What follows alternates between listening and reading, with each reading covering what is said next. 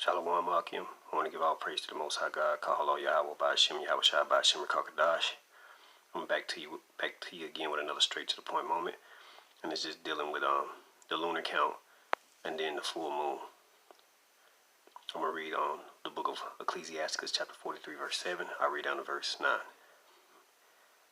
Verse 7. From the moon is the sign of feast, a light that decreaseth in her perfection. So right now, today will be the full moon. And also we know the moon is a sign. And it's also in the Hebrew name, or Kadash in the Hebrew, is month. So this new moon will be a month, or new moon will be a new month. We know it's a sign of feast, and we also know that it's a light. Let me read it again. A light that decreases in perfection. So the moon, when it's full, when you count down the days, it decreases in her perfection. Verse 8. The month is called after her name. That's why the moon, the word moon in the Hebrew Kadash, means month. The month is called after her name, increasingly increasing wonderfully in her changing, being an instrument of the armies above, shining in the firmament of heaven. So notice, if you go back to verse 7, it gives you the context. So we know it's a light that decreaseth. In verse 8, it said, increasing wonderfully in her changing. So when you read that right there, that context right there in that particular precept, it said increasing wonderfully in her changing. So as the light decreaseth, it changes. It has moon phases. And so in its changing or increasing wonderfully in her changing, when it changes, it increases wonderfully.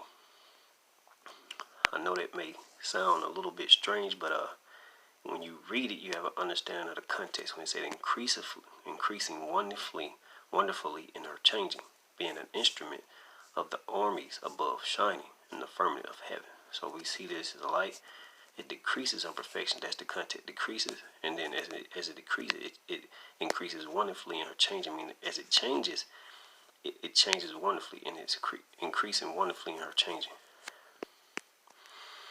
Verse 9. The beauty of heaven, the glory of the stars, an ornament giving light in the highest places of the Lord. So right now the moon, in its full, is a light it's an ornament that's giving light in its highest places of the Lord, and it's beautiful, and it's the glory of the stars. All right.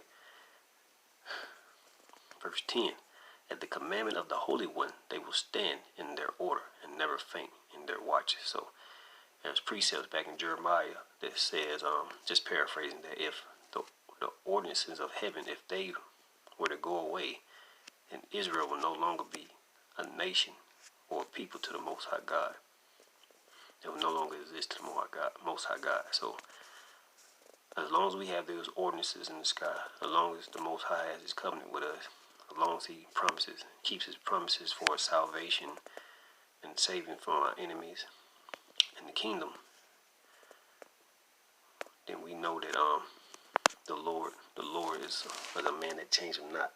So like He changes not. So with that was a little quick, straight to the point moment.